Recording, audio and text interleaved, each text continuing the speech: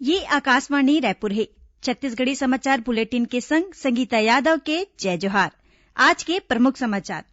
मुख्यमंत्री भूपेश बघेल ह भरोसा जतईन हे कि छत्तीसगढ़ ह कोरोना ले लड़ाई म जरूर जीतही।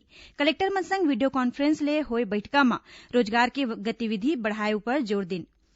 छत्तीसगढ़ उड़ीसा सीमा के पास महासमुंद म एक ठिन गाड़ी ले करीबन 1 करोड़ 13 लाख रूपया के नगद राशि बरामद करे गे हे। अउ देश के आने राज्य ले छत्तीसगढ़ लहुटे मजदूर अउ आने मनखे मन जिखर तीर राशन कार्ड नहीं हे ओमन ल घलो मुफ्त म 2 महीना के अनाज दे जाही। अब समाचार विस्तार ले। मुख्यमंत्री भूपेश बघेल ह आज रायपुर स्थित निवास कार्यालय ले वीडियो कॉन्फ्रेंसिंग के माध्यम ले संबोधित करत कहिन कि छत्तीसगढ़ ह कोरोना ले लड़ाई म जरूर जीतही। कोरोना महामारी उपर नियंत्रण बर अब तक सबो जिला म सुग्घर ढंग ले काम करे जाथे, जेखर ले स्थिति म जल्दी सुधार होही। बैठका म मुख्यमंत्री ह कलेक्टर मन ले गौठान ल आय बढ़ाए के केन्द्र के रूप म विकसित करे के निर्देश दिन। ओमन कहिन कि गौठान म साग भाजी उत्पादन, मुर्गी, बकरी अउ मछली पालन समेत आने आर्थिक गतिविधि ले समूह ल जोड़े जाए।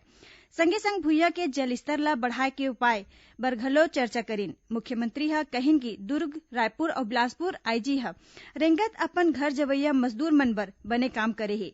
ओमन कहिन कि मनरेगा के माध्यम ले गांव के संगे संग शहर म घलो मनखे मन ल रोजगार उपलब्ध कराए जाथे। कलेक्टर कॉन्फ्रेंस में श्री बघेल ह आम मनखे मन ल सरकारी योजना के समय सीमा म फायदा देवाए बर लोक सेवा गारंटी अधिनियम ल अउ प्रभावी बनाए के निर्देश दिन। ये अधिनियम के तहत सबो जिला मन ल 22 मार्च के पहिली तक सादा कागज म मिले आवेदन ल 1 सप्ताह के भीतर निराकरण करे के निर्देश दिन। एक कॉन्फ्रेंस के जरिया ले मुख्यमंत्री ह कोरोना महामारी उपर नियंत्रण और रणनीति, राहत व्यवस्था, क्वारेंटाइन सेंटर के स्थिति, टिड्डी के समस्या, सुपोषण अभियान संग कतकोन आने काम के समीक्षा करिन।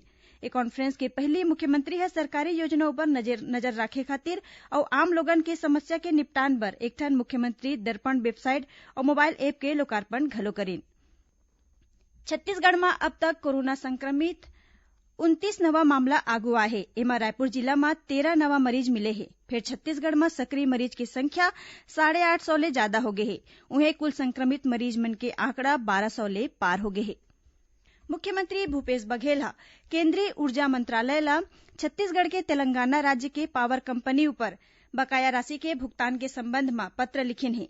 पत्र में बताए गए हे कि Chhattisgarh estate power distribution company CSPDCL ल तेलंगाना के पावर कंपनी उपर 2000 करोड़ रूपया के राशि बकाया है।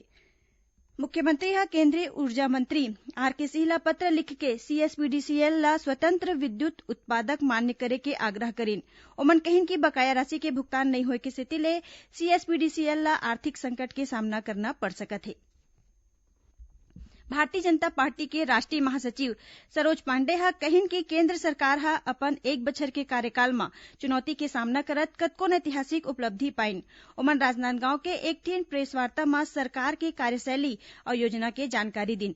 संगे संग ओमन कोरोना संक्रमण के मामला उपर चर्चा करत कहिन कि संकट के ए बेरा में सरकार ह लोगन के मदद बर कतकोन कदम उठाए हे। अइसने भाजपा के प्रदेश प्रवक्ता भूपेन्द्र सवन्नी ह घलो मुंगेली में मीडिया ले केंद्र सरकार की उपलब्धि के जिक्र करत कहिन कि फ्लैगशिप योजना के माध्यम ले आम लोगन के जीवन स्तर में बड़का बदलाव आए हे। छत्तीसगढ़ी समाचार बुलेटिन आप मन आकाशवाणी रायपुर ले सुनत हव। छत्तीसगढ़ के खबर ले हे आपके वास्ता अउ खबर के विश्वसनीयता ले हे हमर वास्ता। आकाशवाणी समाचार रायपुर के प्रादेशिक समाचार बुलेटिन के संगे संग हमर समसामयिक कार्यक्रम आप रेडियो के संग अपन मोबाइल में घलो सुन सकत हव। आकाशवाणी समाचार फेसबुक, ट्विटर और यूट्यूब में घलो हावय।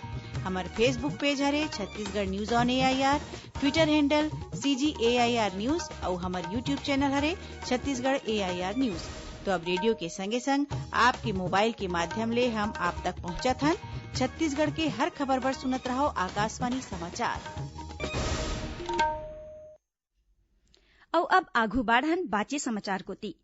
देश के आने राज्य ले छत्तीसगढ़ लहुटे मजदूर और आने मनखे मन जिखर तीर राशन कार्ड नहीं है ओमन ल घलो मुफ्त में 2 महीना के अनाज दे जाही। एकर बर खाद्य विभाग ह प्रवासी खाद्य मित्र ऐप जारी करे हे। ए ऐप में पंजीयन कराए बर आधार नंबर नहीं होए के स्थिति में दूसर 5 पहचान पत्र के प्रयोग करे जा सकही।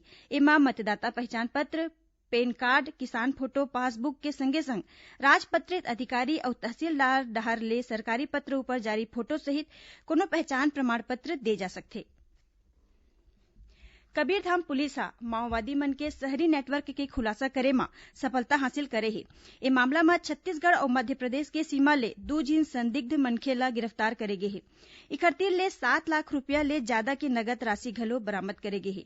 पुलिस ल सूचना मिले रहिस हे कि कुछ एक लोगन माओवादी के मदद बर रूपिया लेके निकले हे। एखर बाद चिल्फी पुलिस ह थवाई पानी गांव के तीर घेराबंदी करके 2 झिन मनखे ल नगद राशि के संग गिरफ्तार करेन।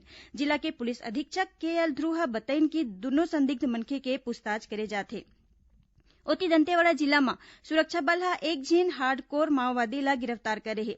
ए माओवादी ऊपर हत्या अउ आगजनी जैसन कतकोन आने वारदात में शामिल रहे के आरोप है। खबर के मुताबिक केंद्रीय रिजर्व पुलिस बल सीआरपीएफ के जवान गश्त में निकले रहिन।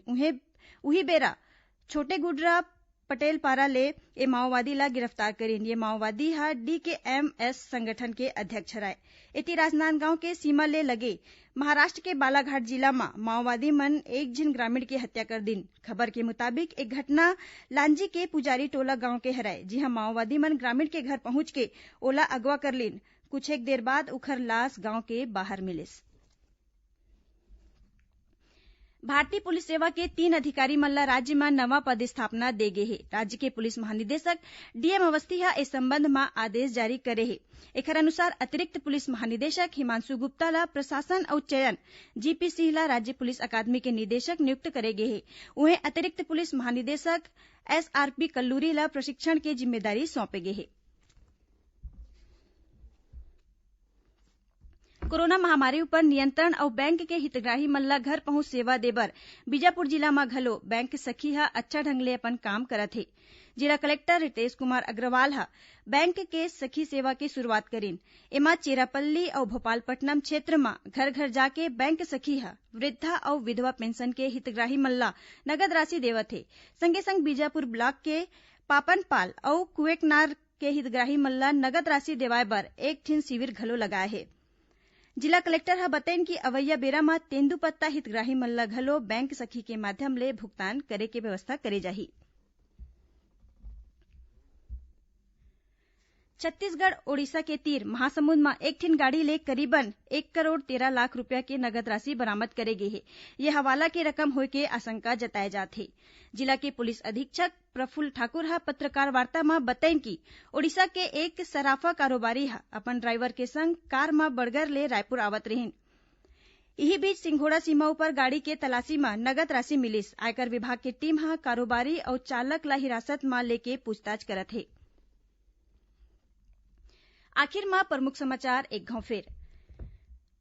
मुख्यमंत्री भूपेश बघेल ह भरोसा जतइन हे कि छत्तीसगढ़ ह कोरोना ले लड़ाई में जरूर जीतही। कलेक्टर मन संग वीडियो कॉन्फ्रेंस ले होय बैठका में रोजगार के गतिविधि बढ़ाए ऊपर जोर दिन। छत्तीसगढ़ ओडिशा सीमा के पास महासमुंद में 1 ठिन गाड़ी ले करीबन 1 करोड़ 13 लाख रूपया के नगद राशि बरामद करे गे हे। अउ देश के आने राज्य ले छत्तीसगढ़ लहुटे मजदूर अउ आने मनखे मन जिखर तीर राशन कार्ड नहीं हे ओमन ल घलो मुफ्त में 2 महीना के अनाज दे जाही। एकरे संग छत्तीसगढ़ी समाचार बुलेटिन इहे सिरावत हे। जय जोहार।